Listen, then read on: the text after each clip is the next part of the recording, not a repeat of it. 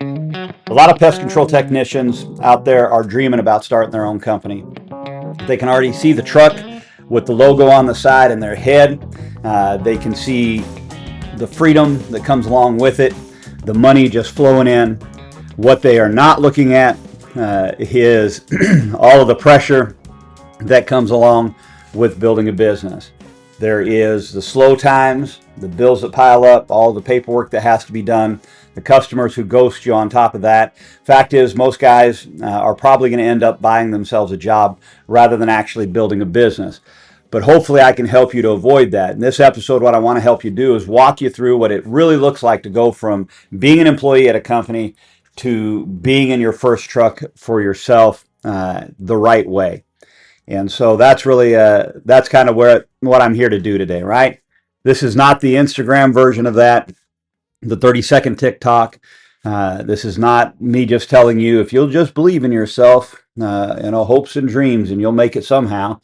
That's not what this version is. By the end of this, I hope you're going to have a clear picture of whether you're actually ready to make the leap or not. What you need to put into place, where will your first customers come from, what are the mistakes that can sink you very early on if you don't pay attention to them. That's really my goal today, right? Because starting your own pest control company can absolutely change your life. But that's only if you do it, actually do it right, right? So welcome back to Pest Profits, where we help pest control owners, technicians, and managers make more money, keep more of it, build a life that isn't chained to their route. Today, what we're really looking at, right, is how to build your own business. Who is this for? Well, ultimately, this is for the people, the technician who's out there. He's really been seriously thinking about this, maybe for 6 months or more. And maybe he's been thinking about it for years. Or the lead tech who wants a little bit more control over his own income. This is for the guy who doesn't want to just spray bugs, right? He wants to actually build something. He's trying to make that transition right into doing something for himself. And it's not for right. It's not for the guy who just had a bad day at work. Now he wants to quit by Friday and get out there and do his own thing. This is not for the person who thinks that owning their own pest control company means that they won't have to work as much. And it's definitely not for the person who wants to have freedom with no responsibility. Right. And there are a lot of those guys in this industry. Most of us have worked alongside somebody who, right, they're constantly just, a lot of times it's the guy that ends up making the move up, right? He gets moved up into being an assistant manager because he wants to work less. Right. And so, listen, starting a business because you're frustrated is not the same thing as starting a business because you're prepared to start a business. And so you want to be prepared. You want to be prepped to do this thing.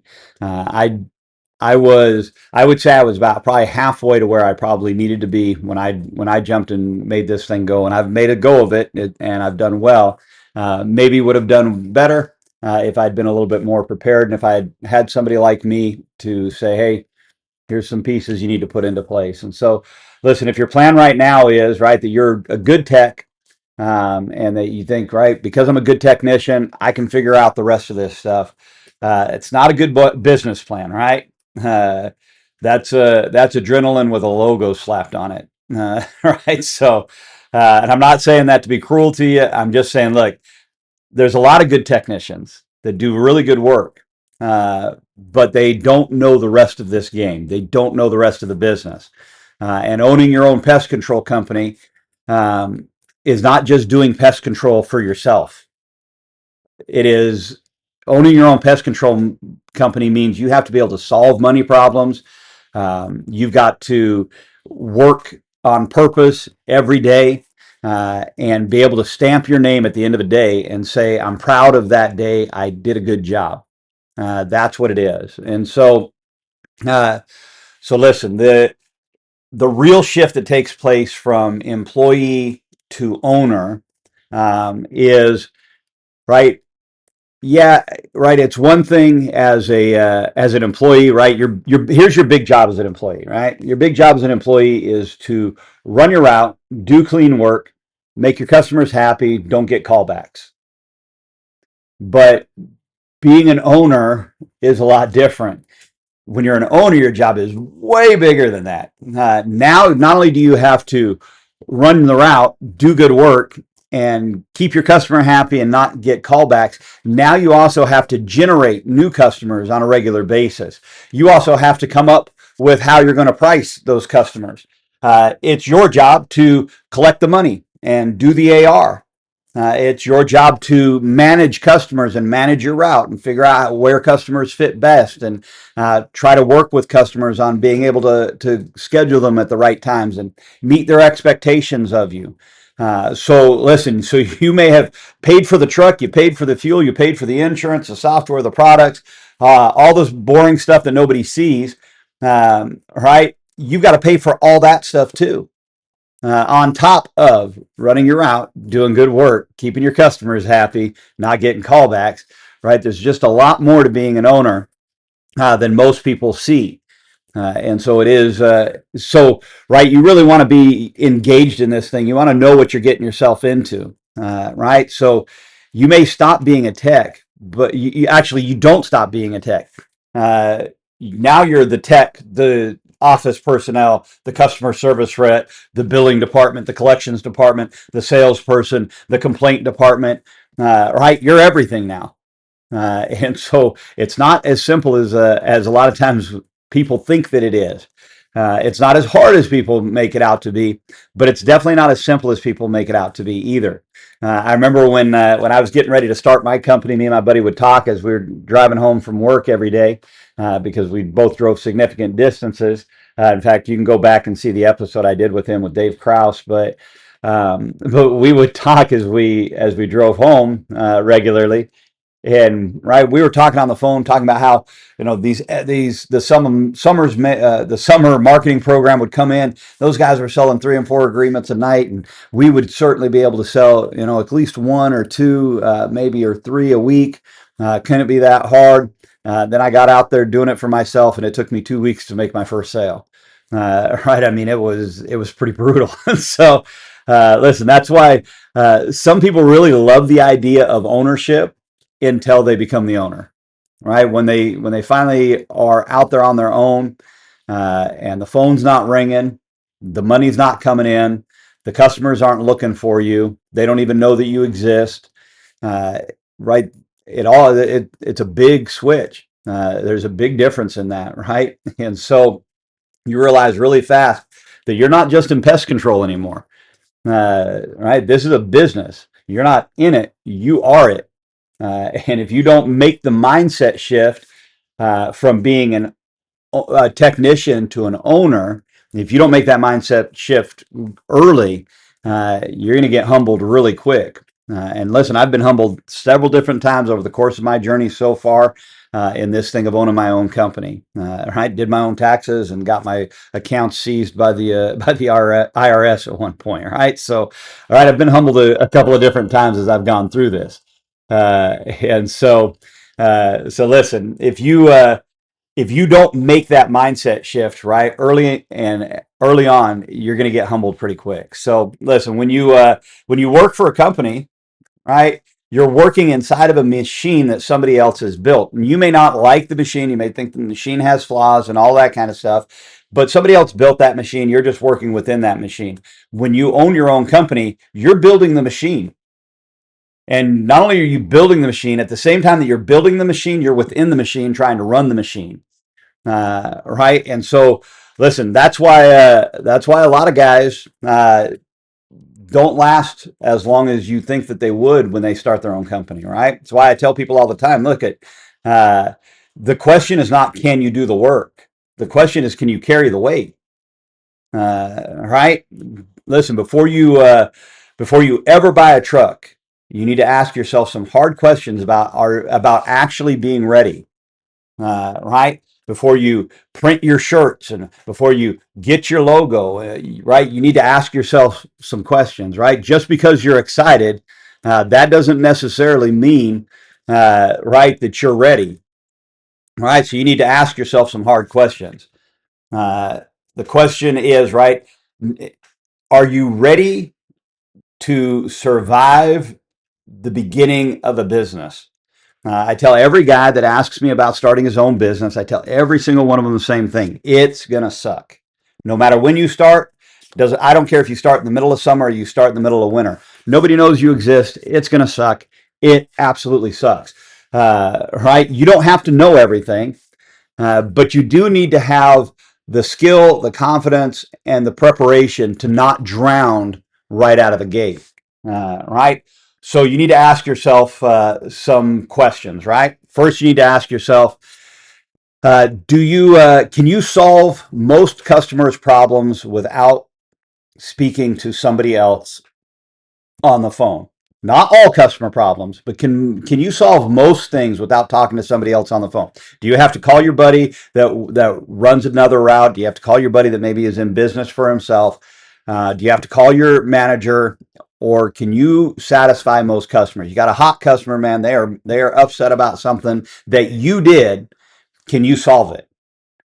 Because if the resolution to every customer that gets mad at you on your route is for them to move to somebody else's route, you're not ready to start your own company, because when those people get mad at you and it's your business, there's no other route for them to go to.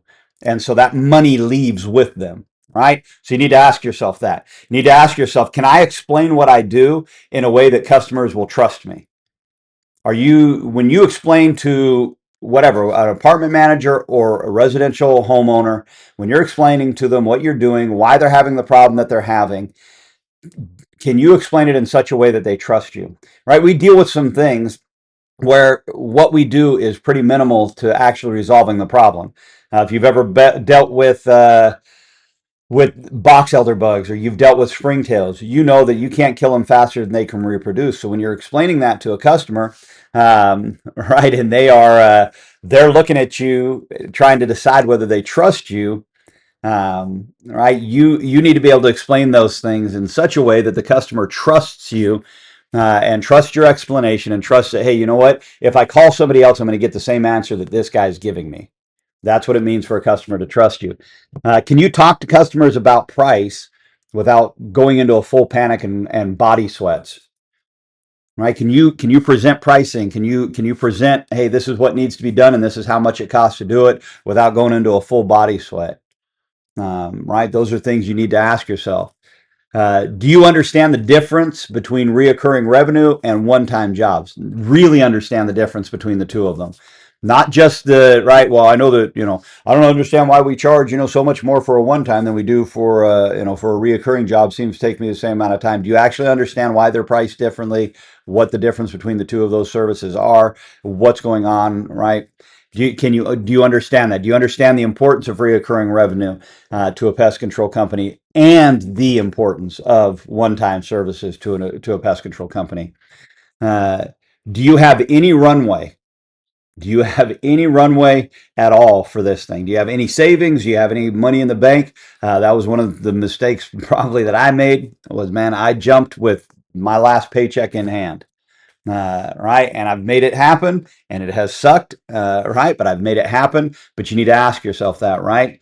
You don't have to have, right, $50,000 in the bank, but how much do you have? How far is it going to take you, right? Can you get to where you need to be by the time it runs out? Do you know where you're going to get customers from? And if your solution to getting customers, well, I'm just going to go after the route that I run now for another company, that's a bad solution. Listen, I've been in this thing for a long time. I've watched a lot of guys start their own companies, and a lot of guys absolutely rape and pillage the company that they left. I don't like it. I don't agree with it. You're never going to convince me that that's okay. To me, it is stealing. It is stealing twice as far as I'm concerned, because you built relationships with those customers, for that company was paying you to build a relationship with that customer on their behalf. And you were lying, you were stealing that customer the whole time, because you weren't building the relationship on the behalf of whatever company you worked for. And then you're also taking that customer away from them at the end of the day. And so, listen, those are problems as far as I'm concerned. Right now, if that's the way that somebody that started their company that way and they've done fine, and right, there's been no repercussions and everything else, Listen, I don't care. Even if nothing ever becomes of it, even if the company never goes after you, if they can't sue you, right? There's no such thing as a non-compete in California. Even if that company can't come after you or anything else, you got to look at yourself in the mirror every morning and shave. How do you shave the face of somebody who you know was a liar, a cheat, and a thief? I think it's a problem. But that's my rant for the day. So, anyways, listen.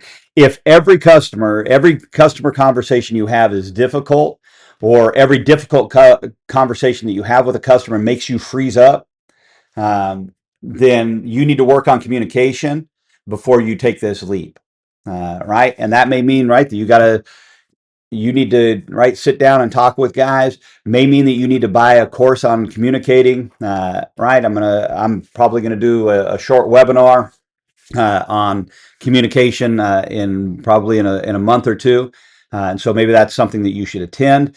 But you got to learn how to communicate, right? And so, listen, if you still don't understand why things are priced like they're priced, right? Why is it so much for this, and why is it so little for this, and why does it seem like this is harder and it's less, and that is easier and it's more, and why are all these things, right? If you don't understand how things are priced, then you need to work on that. You need to dig into it with guys that you know in the industry, dig into it with your manager, right? Figure out how to understand the pricing. Get a hold of a sales guy, figure out how he's pricing stuff, why he's pricing it the way that he prices it. Work on that. If you've never actually tracked your numbers, you got to start there. If you don't even know what you're doing on your route, you don't know on a daily basis what you're doing, you don't know how to increase your route value, you need to start there before you jump out here and think that you're just going to survive it because, well, all my customers like me, right? You're going to need more than that. Listen, the best time to prepare yourself to start your own company and to own your own company is while you're still getting a paycheck from somebody else,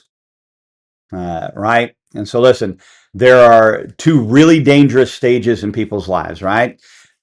There is the person who waits forever because their fear makes everything look impossible.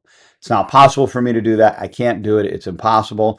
And the other danger is the person who jumps too early because they have the confidence and it all looks easy to them, but they don't have the facts. So both of those things can hurt you pretty badly, right?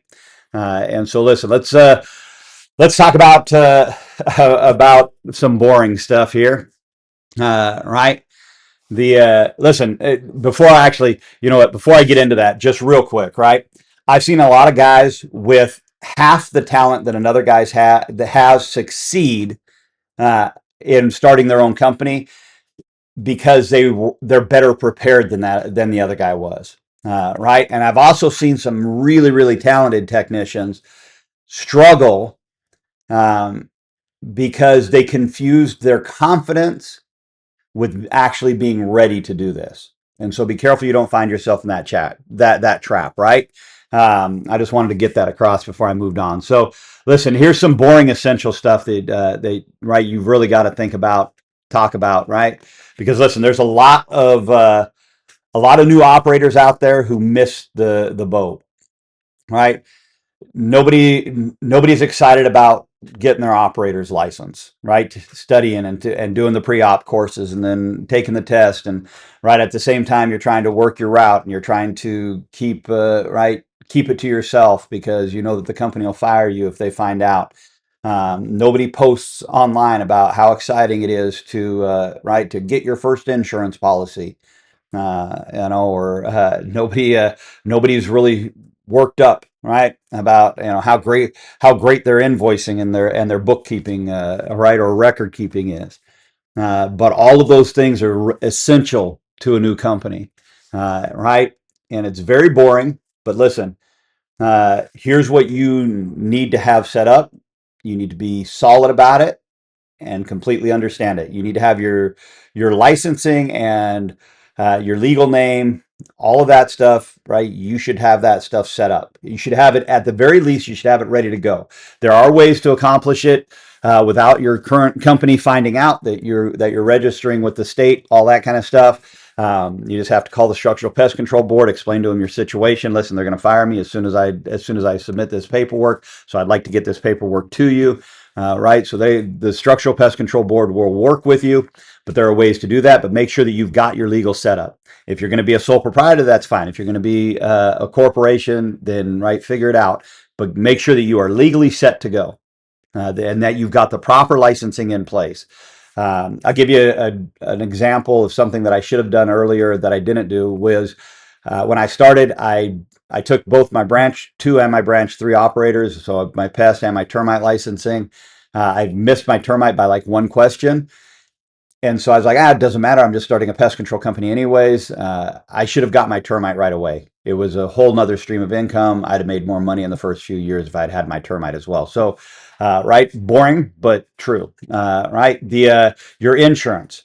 You got to call around. You got to figure out where you can get insurance from, how much the insurance is going to cost you. It's not as expensive as you think it's going to be, but it's not cheap. It's not super cheap, but it's not as expensive as you think it's going to be. But you need to have that set and in place, right? It's not like, oh, I'm going to quit and I'll just start knocking doors tomorrow. No, you got to have some stuff in place, right? Your vehicle, having the proper vehicle and having it set up in the proper way. When I initially started, I was in the process of, this is another mistake I made. I was in the process of buying a truck. So I had to start in my expedition. I had to buy waterproof tubs, sealable waterproof tubs to put in the back of my old expedition in order to start my company. I sold my motorcycle and was able to kind of get the money together in order to buy a new truck. All of that worked out. And then that truck actually burnt in a house fire that we had that started in our garage. And my truck was outside the garage, but it was so hot that it caught my truck on fire. And so that truck burnt up in that fire. But right, having the right vehicle and your vehicle set up in the right way, the products and equipments, the basics of it. When I started, I had not purchased a B&G yet or a backpack. I ordered that stuff on Amazon, ordered some cheap stuff on Amazon in order to make it happen. I accomplished it. I did it. I'm proud of myself for doing it. But if I had it all to do over again, those are some things that I would have done differently. Right. How are you going to be? How are you going to keep your compliance with the state as far as record keeping, right? Reporting your chemical usage, all that kind of stuff. How are you going to do that? And how do you do it? Do you even know? Do you know what? Listen, here's another mistake I made. I didn't know what pesticide use stamps were when I first started. So the first couple of months, I was sending out reports, and the state was sending them back to me like, "Hey, this doesn't have a pesticide use stamp on it." I didn't know that you had to buy pesticide use stamps. Right. So, and I'd been a manager but the company that I managed for, we all sent our reporting in, and then one person in the company did it. And so I never knew that was a part of it. Right. Those are things that I wish I'd known then. Uh, right. How are you going to invoice your customers, and how are you going to accept payment from your customers? How are you going to follow up when a customer doesn't pay you? Right? All of that stuff needs to be in place, right? How are you going to schedule them? How are you going to schedule them? Keep them on a regular schedule, right? Are you going to use the software? Are you not going to use the software? Are you just going to start cold and just raw dog it, right? With just paper invoices or whatever. So right, you've got to figure out how you're going to do all that stuff. Listen, there's a lot of people that that build all of the visible right first. They've got their logo and they got nice business cards and they got beautiful shirts and nice hats and all this other stuff, but all the stuff behind the scenes is crap, right? They're not licensed, they don't have their insurance, they have no software, right? That there are no way at least of billing or invoicing people. They're running everything cash or right through PayPal or Zelle or whatever. Right, all that kind of stuff. They got a nice Facebook page, but and I know that they're not running a business. You can't run a business and do it incorrectly. Right, if you start your business and without licensing and all the other stuff, right, you're you're putting a massive weight on your shoulders of just one time. It's all it takes. You are one day away from not having a business. Right, you don't want to start that way. And I know there's guys who say, well, it wouldn't matter. What are they going to do? Right. And all that other stuff. But why risk it? I mean, honestly, you're talking about your livelihood, your family, how you feed them, right? Why risk it, right? So listen, branding does matter. Like I'm all for branding. You can see mine, right? I've got my Pest Assassin shirt on here. This is my first logo. I've got another one that my son made for me too that integrates this logo into it. Right, I'm all for branding and all that. So like some presentation matters, having a nice logo. right? All of that matters, but none of that stuff will fix you having a sloppy, um, unorganized business. None of that's going to cover for it, right? So your goal at the beginning, you don't need to look like Terminex or Orkin or Dewey or whoever, right, is the big dog in your area, right? You don't need to look like them. You just need to be legit, be dependable, be organized, and be really easy to do business with. That has been my motto since day one. I just want to be easy for people to do business with. When they call, I want them to get an answer while they're on the phone with the first call, not the right, like, well, let me call you back and all that kind of stuff. I end up having to do that because I'm in the field and sometimes and stuff like that. But my goal is for that not to be true. Right? Listen, customers, there's not a single customer on the face of this planet that is your customer because of the truck you drive or the logo you have, right? They are your customer because you show up, you solve their problem, you follow through on what you say you're going to do, and you act and perform like a professional. That's why, right? And you got to think about how you're going to spend money. You got to spend your money very wisely, right? You are not a big dog. You don't have the money the big dogs have. And so don't spend money like a company that has enough customers, right? You can't spend money like that. Uh, right? You might want to. I get it. Right? You want to spend money like you were spending money before you left wherever it is that that you were, but you don't have the money that right that those big dogs have, and so you've got to be careful how you spend your money. So, right, that first truck may not be pretty. Right, a lot of new owners think that they need everything perfect. Right, they need the perfect rig, and they need the perfect box on the back of their truck, and the perfect logoing on the side, and the ladder racks, and right, they think they need all that. You don't need the dream truck to get started. Uh, right, you don't even need every tool to get started. What you need to be reliable. Your truck needs to be reliable. You need to be safe. Your truck needs to be safe. You ought to be clean, and your truck ought to be clean. Your truck ought to be functional. One of the reasons I work out pretty much 4 times a week. One of the reasons I work out is because I'm not as young as I used to be, but I also plan on doing this for a long time. And so, right, if I'm going to keep getting in people's attics and keep getting underneath people's houses, I'm going to have to stay in shape. You need to be functional. Your vehicle needs to be functional. You ought to be organized, and your vehicle ought to be organized. If you are the person at your branch who the boss constantly has to tell them to clean their truck or organize their desk, you might not be ready to start on your own yet. I'm not telling you can't do it. I'm just telling you these are things you ought to consider, right? Uh, Listen, you don't have to right? You don't have to have right everything on this truck. You just need the essentials, right, to get you out there, get you going, get you started. You can start job pricing equipment, right, and getting and building up what you need as you go, right. But listen, right, I've gone through. I think I'm on my third truck, so I think that's right. I'm pretty sure I'm on my third truck. So, right, the first truck burnt. I bought another truck, and then I gave that truck to my son when he started working for me.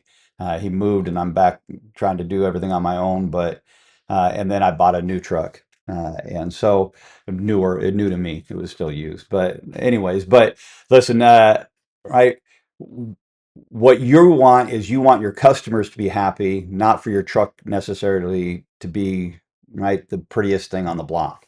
Uh, right. So, listen, you're not going to have the company that you fantasize about today. You may have it 3, 4, 5 years from now, but you're not going to have it today, right? So you need to ask yourself what matters most right now. What's most important? Prioritize. Uh, can the vehicle you have reliably get you to the job, right? The jobs that you want to do, right? Can it safely and legally store and hold your equipment, right?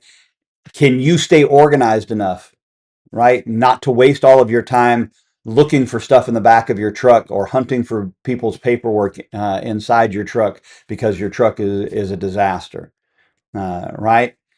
And can you do good work? Can you do clean work? right? I watch a lot of technicians do really sloppy work. I watched a guy actually the other day that I was so impressed by. It was insane. And I've been doing this for 30 years, but watched a guy treating a house across the street from me for a smaller company here in Riverside. And Aaron, I think Aaron Allen, it's black and yellow, I think, and blue is their colors, but on their trucks. But whoever that guy was, right, he was doing a phenomenal job. I watched him de-web the people's like brick exterior of their house, like right, like I've been doing this for a long time. I don't know if I've ever seen a guy actually de-web the entire side of a house like this guy was doing. I mean, he did a phenomenal job. You want to do clean, good work. You want your customers to walk away thinking to themselves, they hired the right person, right? You are better than who they were looking at, right? So, listen, little mistakes early. Um, can sink you, especially when it comes to purchasing equipment and things like that. A lot of guys get into this business and they want to have a microgen and they want to have this and they want to have that and they just bury themselves in debt for equipment that they use once or twice, sometimes a year, right? So listen, don't spend money on stuff.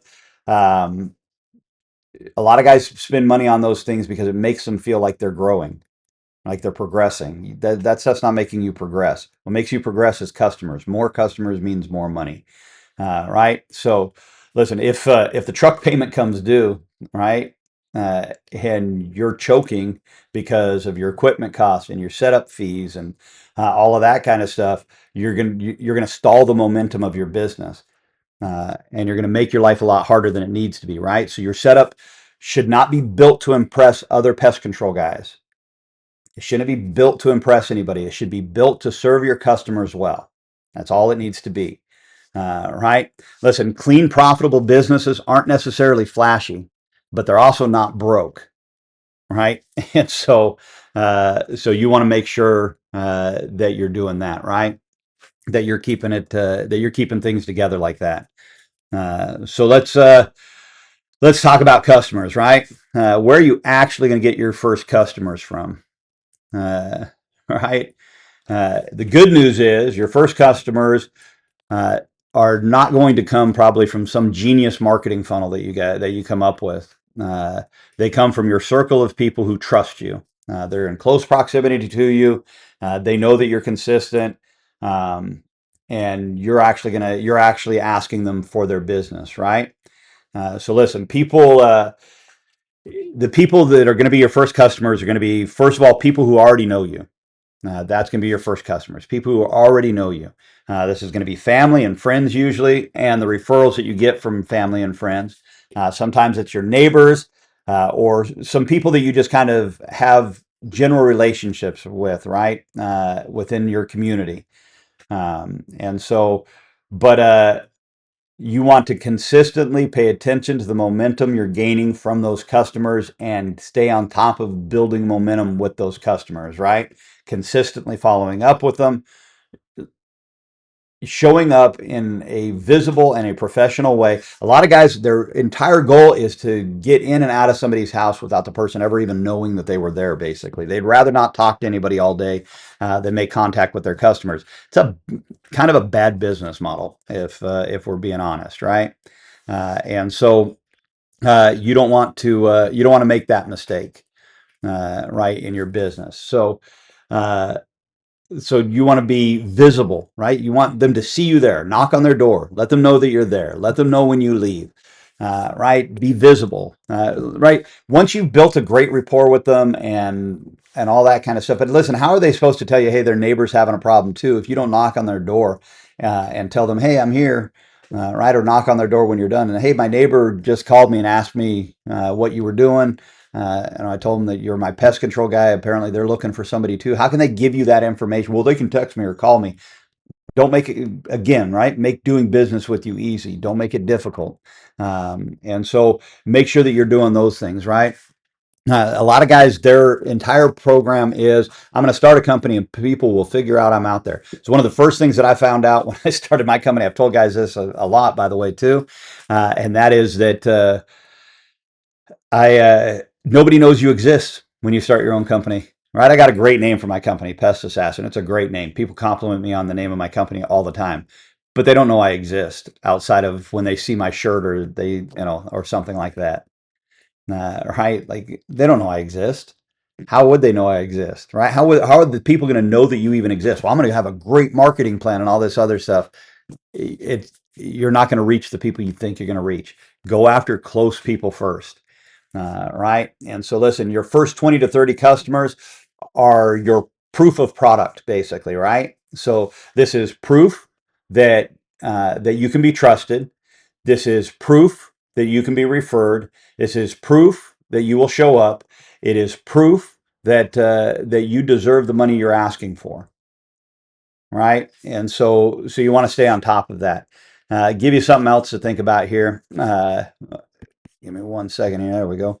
Right, give you something else to think about here. Right, reoccurring versus one-time jobs. If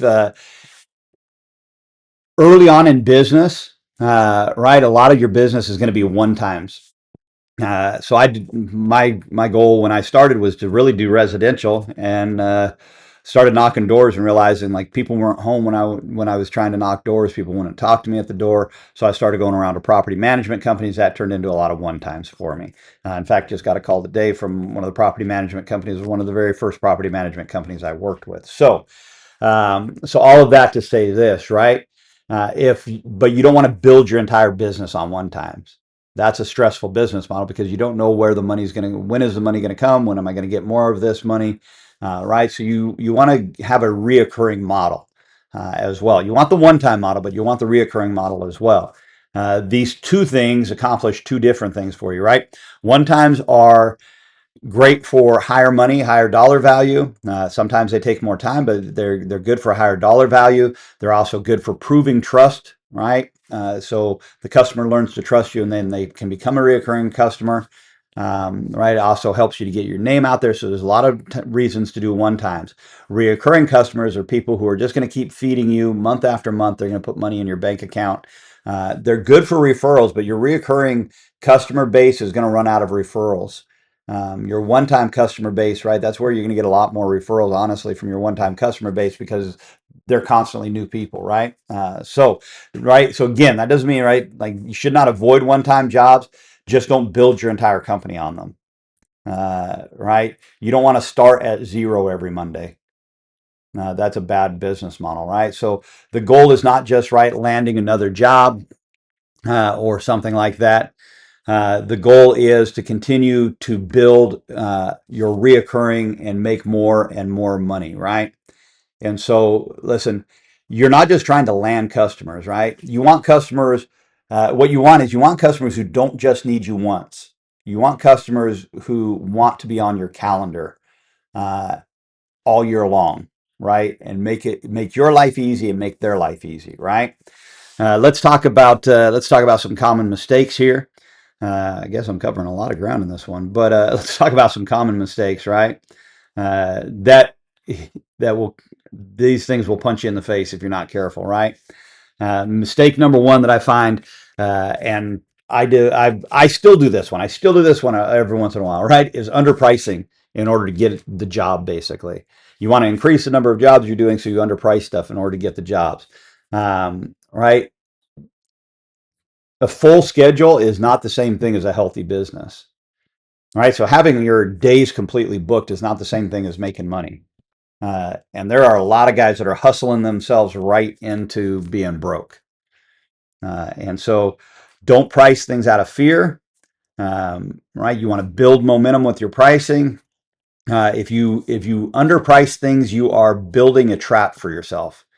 Because when you underprice things and then they refer you to their next door neighbor and you don't price their next door neighbor like you priced them, now you got to come up with an excuse for why you're pricing the neighbor higher and all that kind of stuff. You just, right, which chips away at your credibility. Now they don't trust you as much. Right. So there's a lot of things that go on right there that you want to be careful of. Here's the second mistake that I see. Second mistake that I see is right, saying yes to everything that somebody offers you. Not every customer is a good customer. Not every job is one worth taking. Um, I have customers that are way out of my area because I can't. I'm an idiot and won't say no. right? Listen, the reality is some jobs are too far away from you. Some jobs are not worth the money. There's too much mess involved with doing them.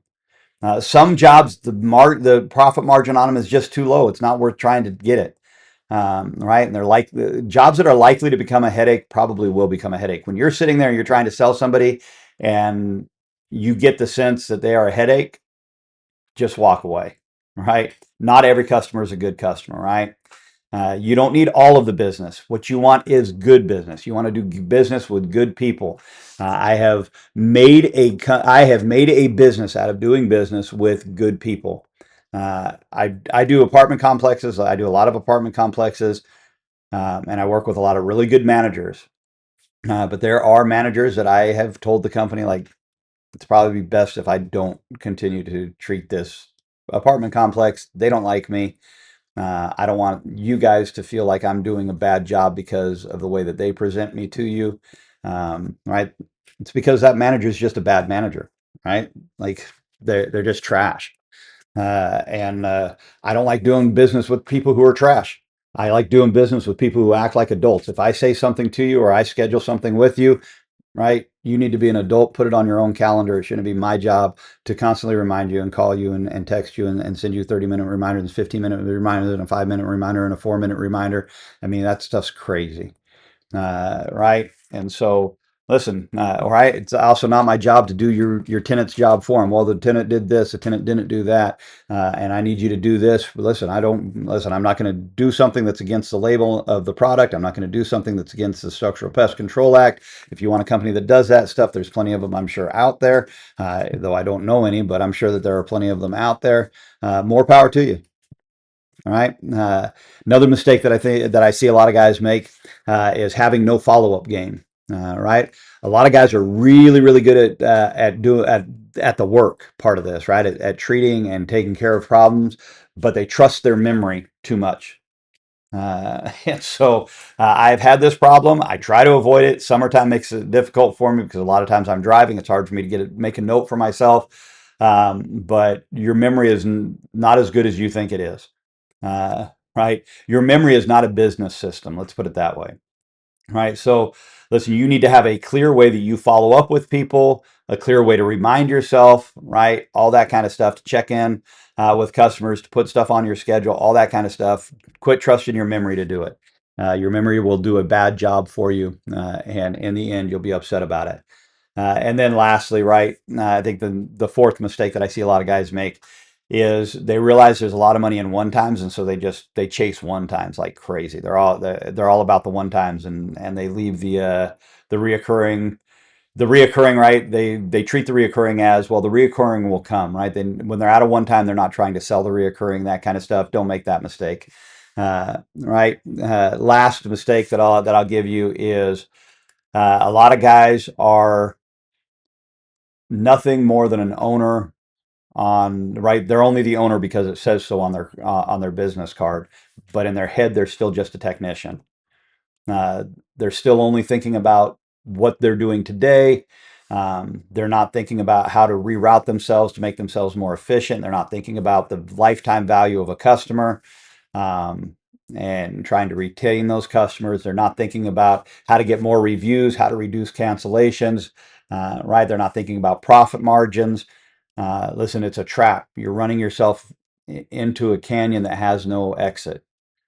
And so, listen, don't spend all your time doing the work and none of your time building the machine that will keep the work coming in. It's one of the mistakes probably that I have made and probably am currently even still making, and need to work a little bit more probably on, right? Uh, so I've given you some common mistakes there, right? And so what you want, right, is you want to have a more consistent, right, structure to your business. Uh, a healthy business requires more than just you being busy. And there's a lot of guys that's their entire business. Their entire business structure is just that they're busy, right? Listen, that's why some guys are always going to be just one truck operators, right? They're never going to have the freedom that they're looking for, because they will never build the structure that they're looking for, right? You want to have a healthy business, right? And so let me give you some things that I think are actionable items, right, that you can work on that will help you to that'll help you to make this thing work, right? So your first 30 days on your own. Your first 30 days should be spent getting legit, right? Making sure that all of your paperwork is in order. You've got your business name, right? All that kind of stuff. Working on a simple system that will work no matter how small or how big your company is. Putting in some really simple systems, right? This is how I schedule people. This is how right? This is the day that I'm in that area. This is the day I'm in this area, right? And then go out there, find some customers, right? You don't have to sell your whole route the first 30 days, but go find some customers and focus on doing good work for those customers and communicating really well with them and driving those customers to drive you more customers, right? In the first 30 days, really all that you're doing is proving that you can operate this thing like a business, that you can be a businessman, right? The next 30 days, right? You want to get focused on your pricing, right? Get your pricing dialed in. Ask people for reviews on your work, on your business. Ask people for reviews and follow up with every customer that you've presently got. Hey, just wanted to check in with you, make sure everything's good, and right, let you know that I'm open to more business. And so if you know anybody, right, that you'd like to send my way, great. Follow up with your customers. Pay attention to what types of jobs um, are worth the money and what types of jobs aren't, right? Or at least where, right, maybe your pricing is off and you need to change your pricing in some areas, right? That's what you want to do over the following 30 days there, right? uh, in that 30 days, here's all that you're learning, right? In the first 30 days, what you're learning is, or you're proving is, that you can operate like a businessman. In the next 30 days, you're dialing in where your money is actually coming from, right?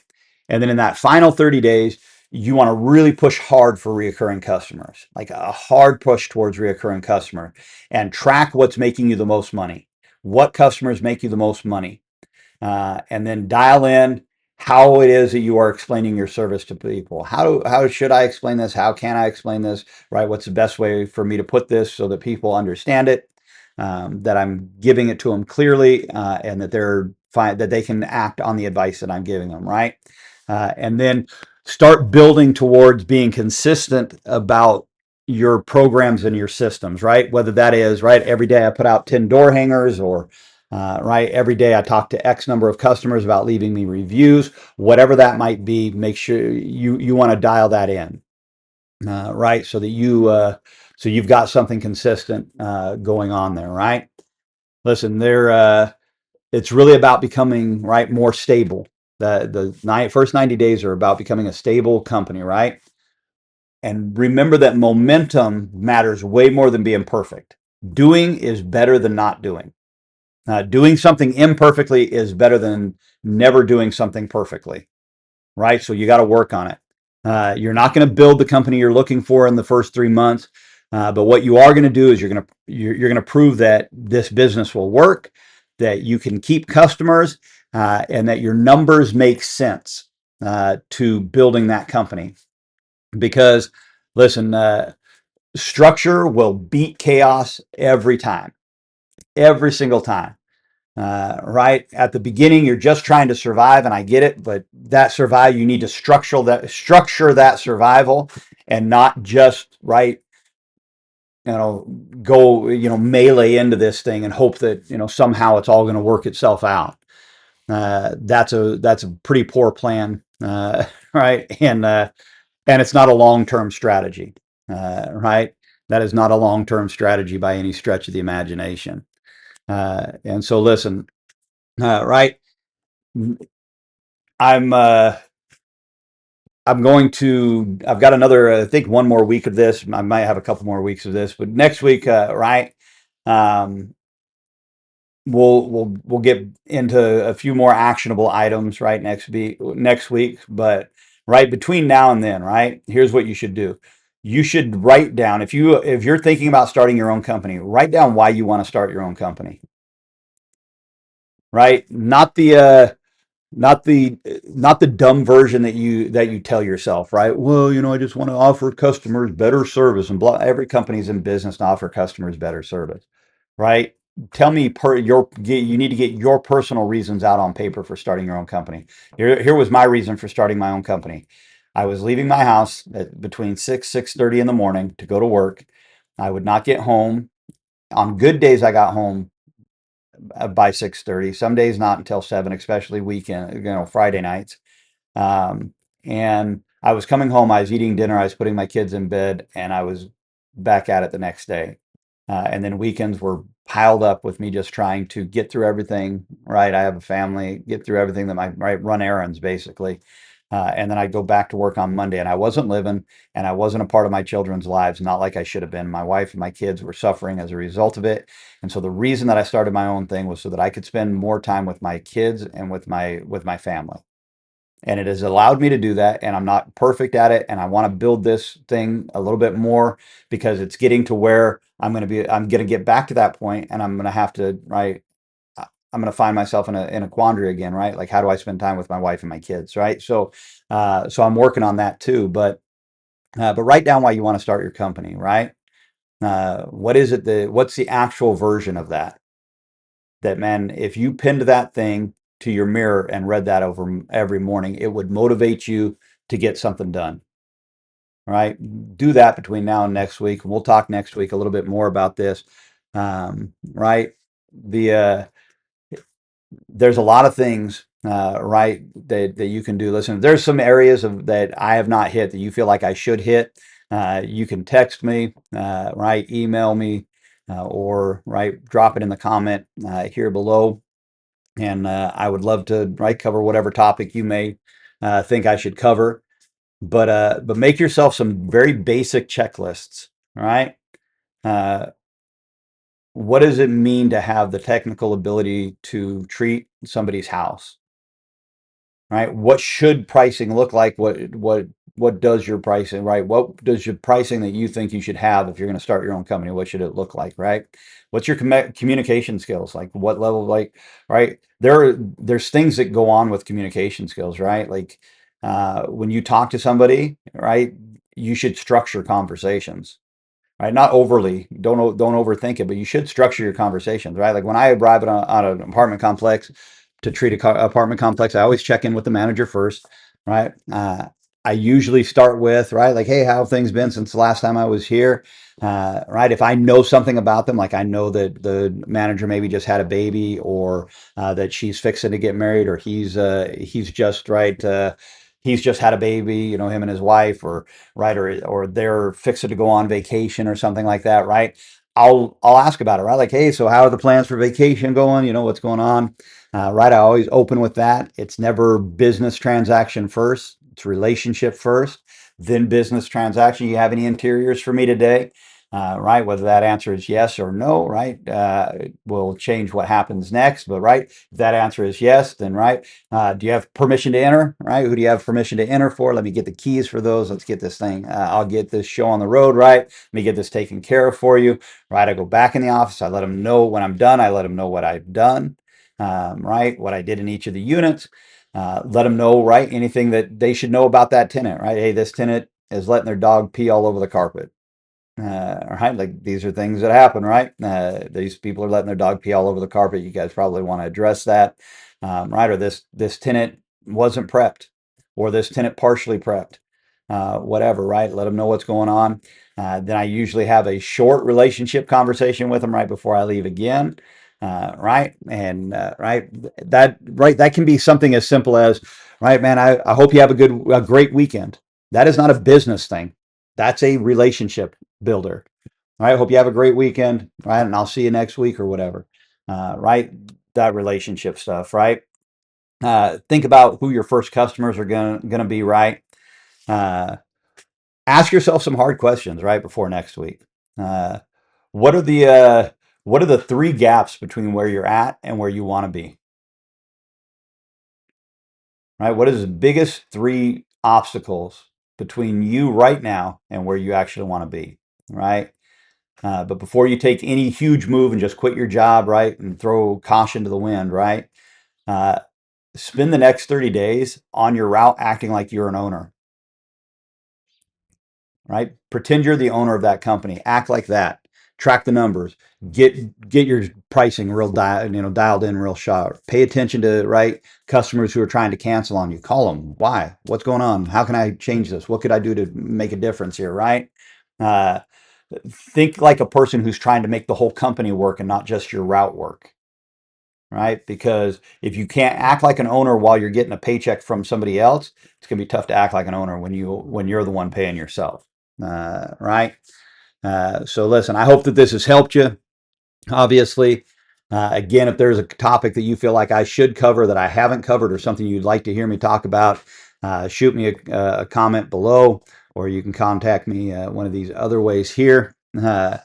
But next week is week 6, where we'll talk about how to get to your first 100 customers, right, without burning all your money up like on Facebook ads. Right? It's pretty simple. Listen, I've tried to keep this all pretty simple and practical, right? And so, listen, if this hit home for you, obviously like it, subscribe it, send it to somebody else who maybe is thinking about starting their own thing. Drop a comment below, again, about anything that you think that you would like to hear about, or maybe just what makes you nervous about owning your own company. And I'll do what I can to answer any questions. I appreciate you being with me today, and we'll see you on the next one.